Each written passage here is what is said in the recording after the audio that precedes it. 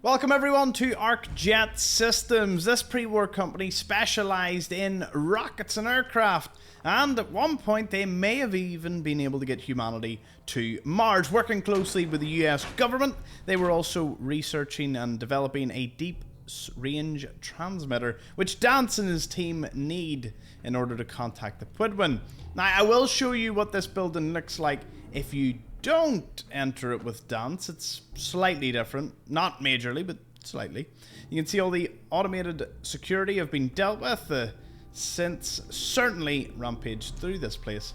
The security terminal does have some mail though for us to have a little look at. ArcNet was their internal system, it seems. So this is from Thomas Reinhardt, CEO to all security personnel. I'd like to have your team get together and implement a new security strategy for ArcJet.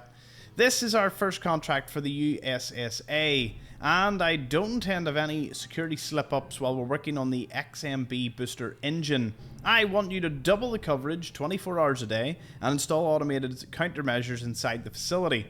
I'd also like you to hire a consultant to figure out a better security password system for our terminals. The automated reset timer mailing our passwords out is ridiculous.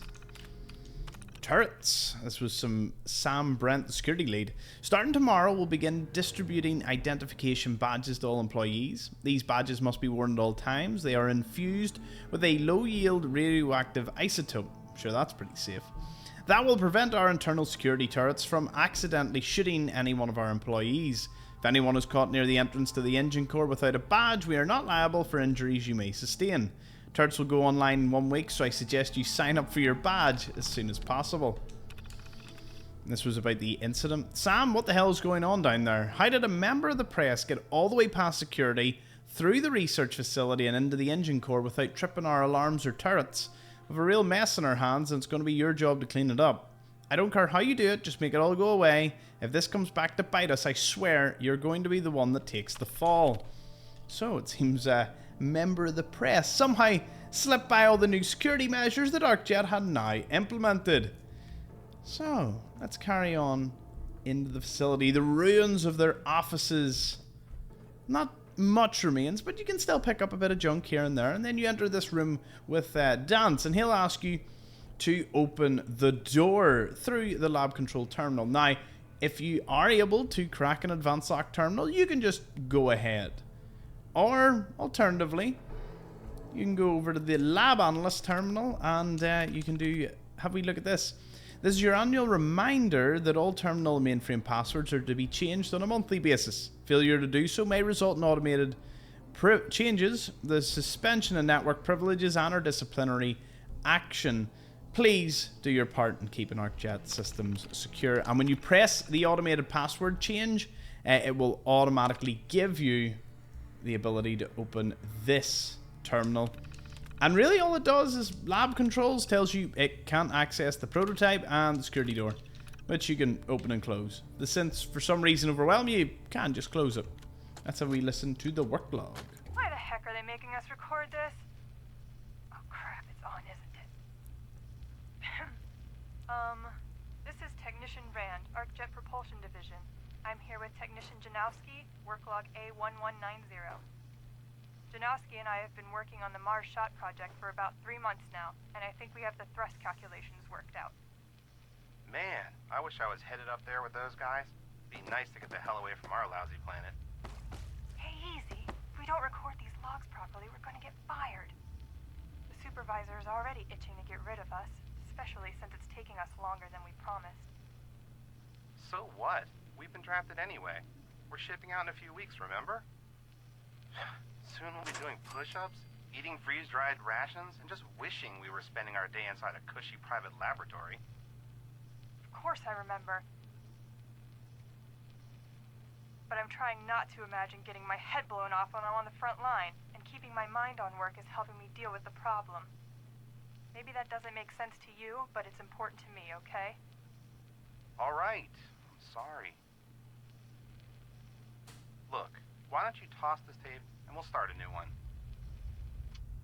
So you can see that even the scientists here were getting drafted. Things were getting desperate. Now let's have a read of the lab report for the MXB fuel mixture and the deep range transmitter. I'm still trying to convince Dr. McLennan that switching from uranium to deuterium will yield a much higher burn to thrust ratio. He's concerned that the deuterium refinement will add a few months to the XMB's booster schedule, but my gut says it's worth the risk. I know that Reinhardt has us all working 7 days a week in the project as it is, but I don't mind putting in the extra time if it means the booster's efficiency is improved. Well, I did the best that I could. I showed my demonstration to Dr. McLennan, and he was impressed. He took my notes directly to the board, asked for a project extension, but Reinhardt said no. I don't understand when it comes down to money. We're sending a couple of men to Mars and we want them to get there as safely and efficiently as possible. All those bastards care about is the fact that 3 more months on this schedule will cost a few $1,000,000, and frankly I'm getting sick of the bottom line dictating what we do in the laboratory. After we wrap this project, I'm going to look for work elsewhere. Now on to the transmitter. Now that the fuel issue's been settled, I've been moved off the XMB booster and onto the deep range transmitter. Frankly, I think they're just pulling me off the propulsion system because I'm the only one stupid enough to complain when things go wrong. So instead of tweaking fuel mixtures and thermodynamic calculations, they have me fine-tuning one of our glorified radios. So glad I'm wasting my nuclear physics degree on that. My task is to increase the broadcast range in the DRT by 50% at the end of the month. Should be a piece of cake. Only took me 3 weeks and I have the DRT's radius boosted by over 70%. With one of those beauties installed in the NSSA's ship, they should be able to ping a signal back and forth within 10 minutes. Now all I have to do is get the unit size down by half, so it fits inside the required volume, and I'll be finished. Hope they move me back to something more interesting. And of course you can open the safe here. So it seems fuel was a big concern for the rocket engine, but that scientist sorted it out, switching from uranium to deuterium. Or deuterium, whichever way you want to pronounce it. There's probably a correct way, but pronunciation in this channel is not a major factor, as you may learn. Lots of useful junk though. Microscopes, pack of duct tape. Grab it all. We have a little alien riding a rocket ship. I love little cool things like that. And we move through the offices. You can skip a good bit of this by opening a novice door, or it could give you some additional defense against the synths. Don't worry, the turrets in that room are already dealt with. You just have to deal with the synths. Bingo. Then you get this. Will robots rule the world? A Tesla Science magazine giving you a nice wee tidy 5% critical damage to energy weapons. Let's read Thomas Reinhardt's private terminal, and we'll see the evolution of the company over 2 short years, especially with the Mars Shot project. After 6 months, the United States Space Administration, the USSA, finally approved ArcJet as the contractor for the Mars Shot project's propulsion and communication systems. Having my team start working on the XMB booster before we secured the contract was a gamble, but it looks like it's going to have a big payoff. We have a lot of details to hash out, and we have a lot of work ahead of us. But I think this contract will finally put ArcJet on the map. I was fortunate enough to be able to add Dr. Rory McLennan to the XMB booster team today. There are a few people that can match Dr. McLennan's aptitude with nuclear propulsion systems, so this truly was a coup. It cost the company a heck of a lot of money to hire him away from his military contracting job, but I'm sure it'll be worth every dollar. We've promised the USSA the booster will be ready at least a year before their July 2078 launch date. With Dr. McLennan at the helm, we should be able to meet that deadline with time to spare. As the holiday season approaches, it's time to take a step back and look at everything that's happened to ArcJet Systems this year. 5 months ago, my company was struggling to make ends meet. Now, with the XMB booster and the deep range transmitter projects in full swing, ArcJet appears to have received its second chance. Thanks to Dr. McLennan, we're on the schedule and under budget. The USSA is thrilled with our progress, and we're already talking about delivering future contracts after we deliver. I don't think it's possible to be ending the year on a better note. And let's see what happens. Dr. McLennan's informed me that we have a problem with the XMB booster. The USSA is demanding the engine can't exceed their strict weight allowance, but thanks to the uranium refinement subsystem, we're a few 100 tons over. We're now 1 month behind schedule and frankly starting to panic. Dr. McLennan assures me he'll find a solution soon, but that isn't helping me get to sleep at night. 4 months on. The USSA has started their public relations campaign for the Mars Shot project, and ArcJet Systems is finding itself caught right in the middle. In the last week, I think I've fielded 15 separate interviews with everyone asking the same question over and over. They all want to know when we're delivering the XMB booster so they can take their pretty pictures of the USSA test firing it for the first time. And all I can say is keep smiling and lying through my teeth that the XMB will be delivered when it's ready. Hope Dr. McClellan solves our problem soon, or we're never going to get a contract from the SSA again. Can't believe it, but Dr. McClellan's team finally solved the weight problem. Now all we need to do is finish tightening a few screws, hoist the thing into the engine core. If we're lucky, we might be able to test fire the booster right after New Year. It's funny how things seem so bleak and chaotic during the year, but now it comes together just in time for the holidays.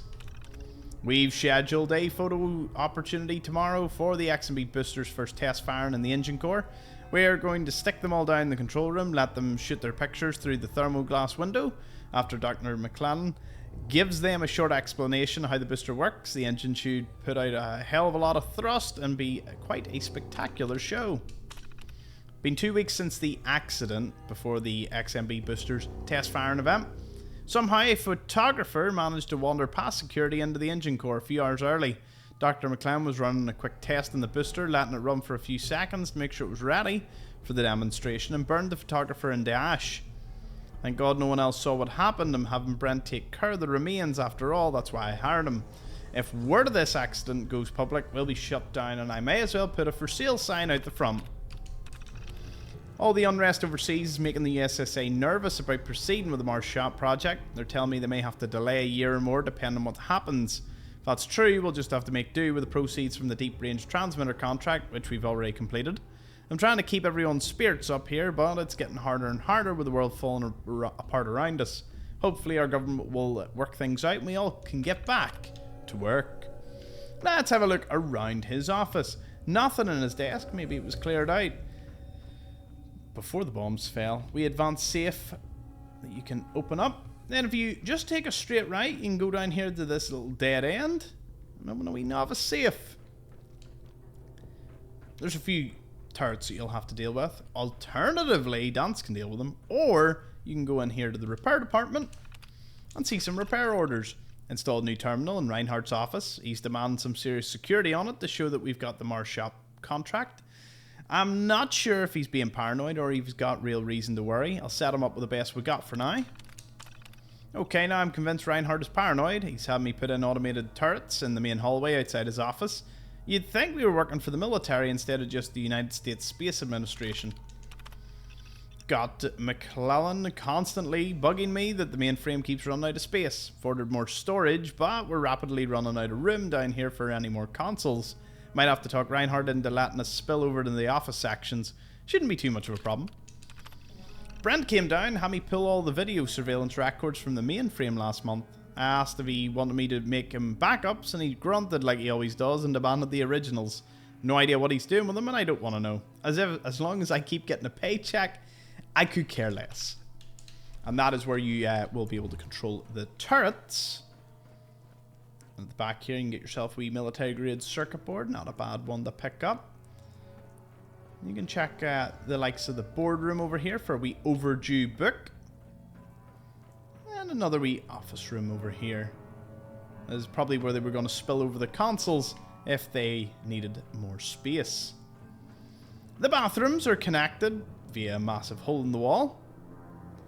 Not too much is going on. Wee bobby pin box though in this one. And some men tats sitting over here. The storage room has a few pieces of junk, a weapon and some ammo.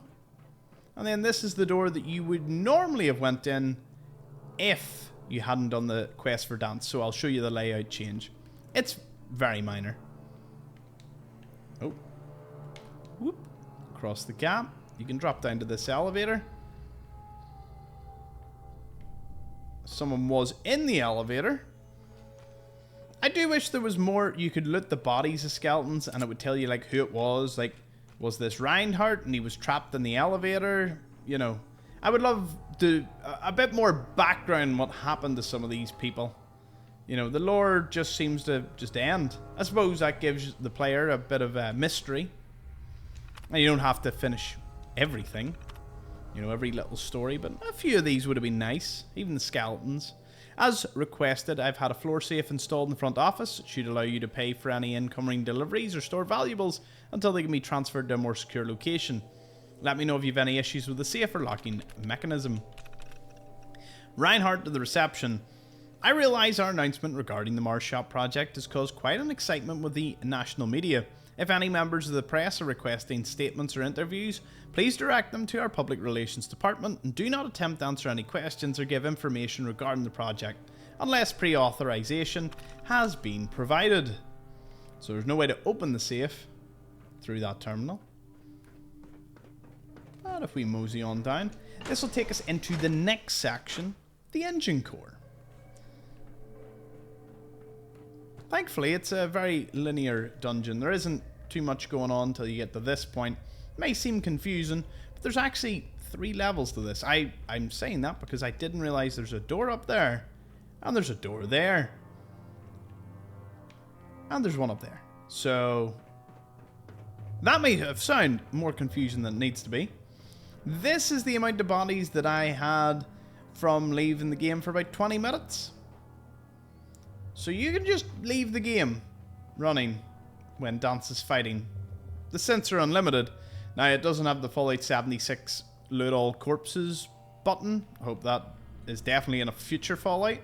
But you can just run around and you'll have more fusion cells than you'll ever be able to use in any normal playthrough.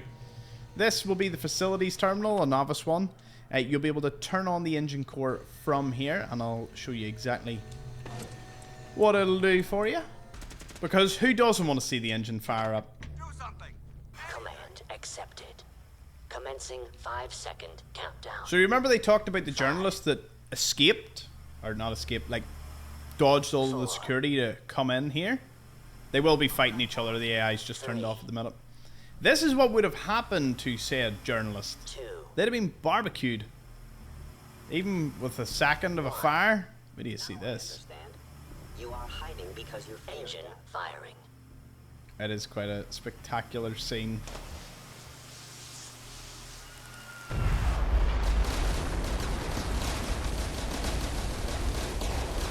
Once you do that, it'll clear any of the remaining synths. Dance will survive because of course he was in some power armor. And then we'll be able to use the elevators. Test firing complete. So after that little ordeal, turn behind you. Nice. Behold the junk jet. A very strange, very fun weapon that does what it says in the tin. It's like a mini jet engine for your junk.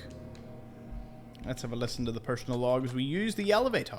Jeering, leering, laughing, mocking, taunting. Oh, he graduated all right from high school. It's fine. I'm sure he took shop class. Oh, look, he's reading the science mags. How cute. Har, har, har. Shop class. Let's see them make this in shop class. My marvel of engineering. Finest in weaponized refuse. Don't go to the left. Jump down to the right. My junk jet. They'll see. The engineers with their suits and fancy degrees. Come Monday morning, they'll all see. Now, in order not to embarrass myself, jump onto the railings and boom, you're across. I did not know this room existed. For some reason, I always assumed the elevator took you to this level when you looked up. I know. It's hard to get from over there without a fairly good jump, maybe using Jet 2. And here has a Fat Man. Now, this Fat Man does something strange, because when you pick it up, after you finish the main quest line, now I've only done it when I've finished the main quest line, a patrol of the winning faction patrols the outside of the ArcJet Systems. They don't seem to do it beforehand. They don't seem to do it at any point other than when you finish the game. The wiki confirms this, but I haven't had a chance to pick up the Fat Man. I suppose it makes sense. It must be like a trigger along with all the checkpoints that get occupied when your faction, you know, when you win the game for the Minutemen, Institute, whatever.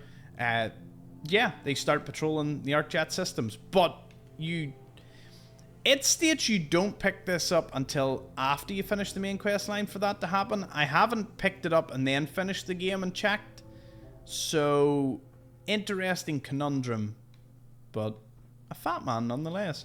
Lots of other equipment lying around here, and 2 cents will ambush you as you're trying to read the project manager's terminal. This actually invalidates part of my 100% run because I never checked this terminal, nor read it, so I'm gonna have to go back because there's 1 or 2 places that I may have missed. Thousands of hours. It's amazing the game always has something new in a little corner area of a main location like this. Let's read more about the booster from Dr. Rory's perspective. I'm thrilled to be working in the private sector again. Working for the military is horrible. Never-ending grind of broken promises, slashed budgets, ridiculous deadlines that I've learned to hate. Working on the XMB booster finally allows me to broaden my horizons and work on something I've always dreamed of doing, helping send astronauts to Mars. Thomas appears to share my vision, so with his money and my know-how, I'm certain we'll be able to deliver a superior product to the United States Space Administration. Don't remember agreeing to that, but apparently so. I've had to deliver some bad news to Thomas today. I told him the booster is too heavy to fit within the USSA's guidelines and will need more time than expected to work out the problem. I've never seen him so angry. His reaction reminded me of some of the army generals I worked with in the past. He yelled for a while, but when he realised there wasn't much to be done about it, he calmed down and we worked it out. I think the weight issue might add anywhere from 3 to 6 months to the schedule, and we might get lucky and figure it out sooner. If we're any later than I'm predicting, I have a feeling I should start looking for a position somewhere else. Thanks to suggestions from my research team and some sleepless nights, I've been able to reduce the XMB's booster's final shipping weight to literally £17 under the limit imposed by the USSA guidelines. Thomas was absolutely over the moon when I delivered the news, and my team took my team to the local bar to celebrate. There are moments I cherish and why I dedicated my entire life to scientific research. We were supposed to have a press event, but Thomas has abruptly cancelled it hours before it was about to begin. I'm confident the XMB booster was ready to fire, so I was uncertain what caused the change. After speaking to Sam Brent, our head of security, informed me there was a possible security breach, and he had recommended the entire event be postponed until a later date. I must say this entire day has been very strange, and something tells me what Brent is telling me isn't the truth. Can't believe what I discovered today. I was going through our video recordings of all the past test firings, and I came across the carbon burn-off pre-tested in February. On one of the angles, I saw someone running across the bottom of the engine core right before it ignited. I took the tape straight up to Thomas, threw it on his desk. He took one look at the tape and then told me what happened to that poor man being burnt alive. Then he told me he had Brent cover up the accident. I couldn't believe what I was hearing. I told him I was going straight to the police, but he threatened my life and my family's life. Now I don't know what to do. I don't think I've any choice but to bring the tape directly to the press tomorrow and hope the authorities can stop Thomas before he does anything stupid. Then we can open up the safe, which I presume is just a load of random loot. Is indeed. Addie's synths. You can chill now. Don't worry about it. Okay, so back down to the elevator, because that's not how you normally end this. You want to go the whole way up again and actually exit out. There, Dance will engage in combat with a couple of synths, and one of them will have the deep range transmitter that you are looking for, as well as a ton of loot. It's a very nice end zone. Grab whatever you can in this room. Some of the meds, the military grade circuit board, you're going to be leaving about 2 or 3 of them, and the steamer trunk for all the goodies. Before taking the elevator outside, and then you'll be talking to Dance. You'll get righteous authority for completing the quest. Critical shots do double damage, and the crit meter fills 15% faster. It's a beast of a weapon if you put the right perks in for energy weapons and, of course, riflemen. So that's pretty awesome. Now, this is the little bunker at the back that you exit from. So that's where the elevator takes you out. Bits of loot here and there. Wee first aid kit. Now, the conversation with Dance does take place next to some toxic barrels. So try and convince him to have the conversation away from them. Now, it is time to have a wee bit of an aerial view of this place. So the bunker at the back, well, obviously this would have lowered the engine core in to the engine core room. Then if we take a wee flyby to the front of ArcJet Systems, strangely enough, there is nothing on the roof. It looks like there was a ton of room. They could have added a few catwalks. I'm guessing they just wanted this place to be a one and done deal and not have you go near it all that much. It does look like it's a much larger building than it actually is. Like this whole section you don't really go into because it seems to be a lot of it's underground. So don't know what this section's for. Now, it'll be caravans like the front here, or well, trailer.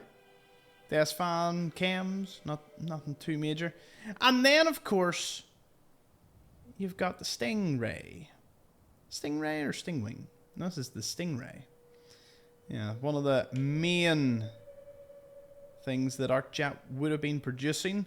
I'm guessing they were going out of fashion at this point and they didn't really, they weren't maybe making as much off them as they used to. It does come with a wee stash underneath though of caps and a stim pack. It's a random encounter location, so who knows what you might find. This place is frequented by super mutants, by basically any patrolling gang of raiders will walk by here.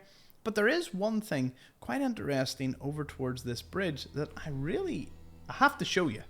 So this bridge here, which is just south of ArcJet, I'll show you the map.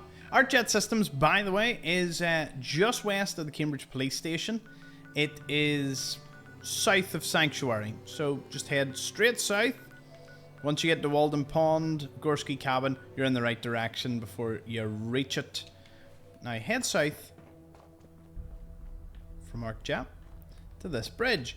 It's a random encounter location as well. You find loads of really cool things on top of the bridge. It's what's under the bridge that a lot of people don't know about, and I love showing it off. There's a grenade bouquet, although there is absolutely nowhere in which it triggers. There's no tripwire, there's no nothing. But if you shoot the boards, they all break. Getting you a hunting rifle, caps, stims, some ammo, and a machete. Now for some people that might seem really mundane and of no use. But if you know, and you're in this area, grenade, weapon, ammo, melee weapon, that little stash early on is brilliant. And if you're in a bit of a pinch, well, you couldn't really complain about something like that. Now let me show you what the ArcJet system looks like if you decide to not go with dance and you just stumble across it. See what I mean by super mutants? Anything passes by this place. It's abundant with random encounters. So Dance I haven't spoken to Dance. I haven't started the mission or anything. The stairs is intact. And there's the little waiting room here. I don't know if this was here previously. But you can get yourself some Nuka-Cola Quantum, or Nuka-Cola in there. And a little weapon. Now this is collapsed when you start the quest. I don't know why. I presume the synths go in and this collapses on them? And they break this door. Maybe the automated security beats them back? Something like that. There's no explosives underneath, is there? That would have been like really cool if you could have seen like a wee primed explosive box with a tripwire. So this room, you can explore pretty much everything. The floor hasn't caved in at this point. You can't use the elevator. So you can see what part's been sealed off. This also takes you into the upper area. Which again, I don't believe you can access. No. You cannot access that prior to them coming in here. And let me guess, the CEO's room has a steamer trunk. Huh. Well, what do you know? Oh, and a Protectron that you can activate. Both these things are not here, and his desk has some pre-war stuff in it. Well, they're tiny changes. They don't make a massive difference at the end of the day, but I will just... yeah. Everything else remains the same. So you get a duffel bag, you get a steamer trunk. It is worth clearing out, because then when you do dance this thing, it resets all the loot.